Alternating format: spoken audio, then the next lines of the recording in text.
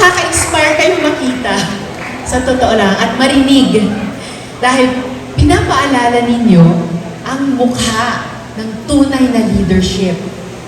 Good leaders, gaya ng sinabi pareho ni Pres June at Rep Ping, good leaders listen, serve, and act with compassion. Palakpakan niyo po ang isa't isa. Dahil lang dito ay mga leader. Marami tayong hinaharap bilang bansa.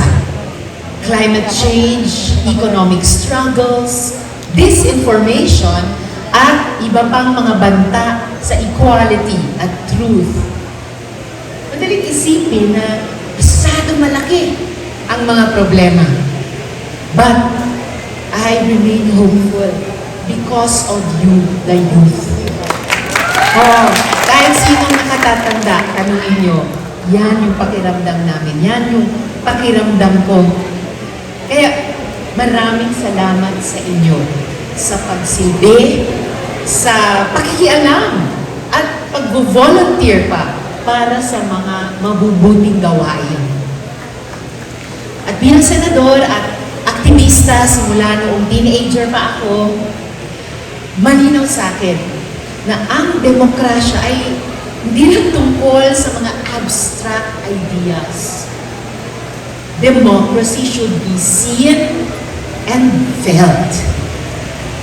Dahil hindi sapat na sabihan kayong mga kabataan na kayo ang pag-asa ng bayan kung hindi naman natin ibinibigay ang suporta at proteksyon kailangan ninyo. Di po ba, mga anak? Yes. Yes. Tulad ng pag-alaga at pagprotekta ng mga nauna sa amin, kailangan namin gawin din iyon para sa inyo. Kaya tayo lumalaban sa Senado. Sa 20th Congress, itinutulak ko ang Interns' Rights and Welfare Bill para bigyan ng allowance ang mga interns. Dapat, di ba? Oh, kasi nag-aambag na kayo sa negosyo ng pinag-i-interna ninyo. Amen.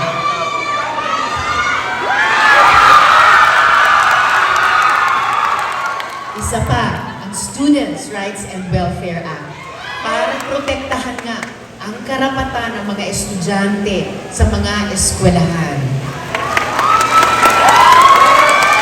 Pati na rin, dahil tayo ay nandito, sabi ko kay Rep kanina, napaka-maaliwalas na campus ng CBSU Trece Martires.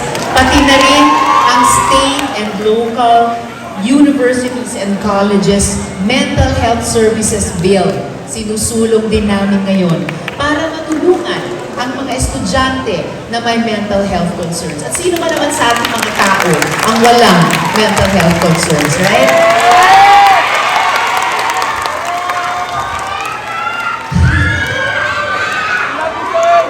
Pero, pag ang usapan ay dignity, hindi lang yan para sa bata, sa mga malalakas o sa mga productive. Dapat may dignidad din ang pagtanda. At speaking of which, gaya ng ibinisto ni Professor Cedigo yata kanina, just about a week ago, I turned 60 years old.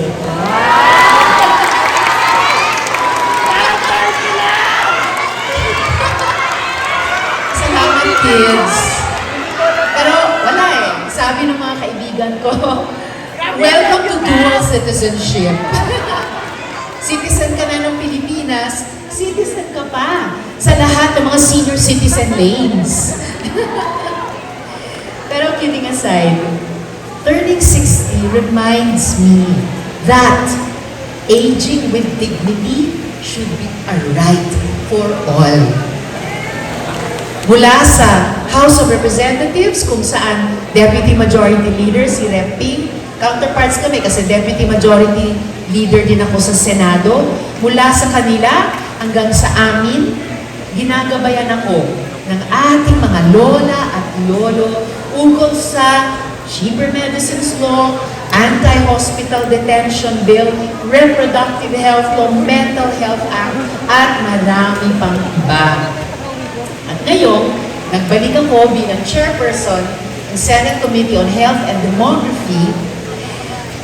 Katuwang ko pa rin ang marami sa inyo, sa mga ating health professionals, sa paggawa ng mga panukala, gaya ng pagtatayo ng Philippine Geriatric Center para sa ating mga lola at lolo. Palakpak sa ating mga lola at lolo. Ay, nako. Ang mga pangalawa lang sa mga magulang natin na nagmahal sa atin. Kaya sa kanilang pagtanda ay sinusuklian din natin ang pagmamahal sa kanila. And by the way, during budget season, inilaban natin na yung pondo para sa flood control,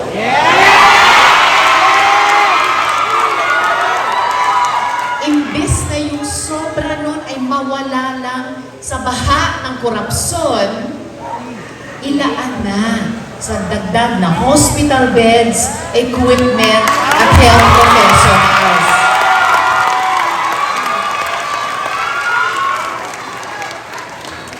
At sa totoo lang, hindi lang naman yun para sa nakatatanda naman, di ba? O kanina, hindi lang para sa bata, so nakatatanda rin. Ngayon din, hindi lang sa nakatatanda, para sa inyong mga kabataan. Kasi sa dulo ng bawat batas, pati yung mga ordinansya pinapasa ng ating mga sangguniang bayan, sa dulo, bawat reformang ating isinusulong, ang tinatanong, sino magpapatuloy? Ayun. Kayo. Kaya, kayo, huwag kayong papayag din. Nasabihang, bata pa lang kayo. Ang gustong nangyari ng mga nagsasabi niyan sa inyo, ay, patahimikin kayo. Dahil maraming pagbabago, sa totoo lang, at alam ng mga nagsasabing ganon, maraming pagbabago sa kasaysayan.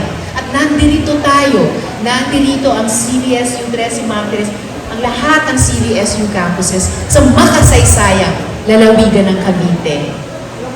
Maraming pagbabago sa kasaysayang iyon ay sinimulan ng kabataan. Ng mga taong kahenerasyon ninyo na marunong mangarap, marunong magtanong, at marunong kumilos.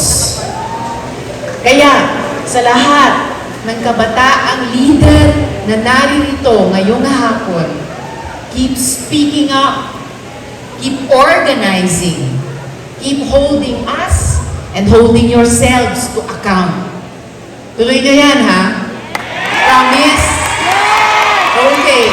Kasi, this is your moment. Kaya, laban lang. Muli, maligayang buwan ng kababaihan. Mabuhay ang kabataan.